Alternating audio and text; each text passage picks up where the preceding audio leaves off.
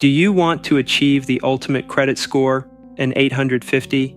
It's easier than you think if you follow a few key steps. Let's break it down. First, payment history is king. Make sure you pay every bill on time. Even one missed payment can hurt your score. Next, aim to use less than 10% of your available credit. If your limit is $10,000, try to keep your balance under $1,000. Length of credit history also matters. Keep those older accounts open and active to show lenders you've been responsible for years. And don't apply for too much credit at once. Hard inquiries can lower your score temporarily. Finally, check your credit report regularly. Look for errors and report them immediately to keep your score accurate.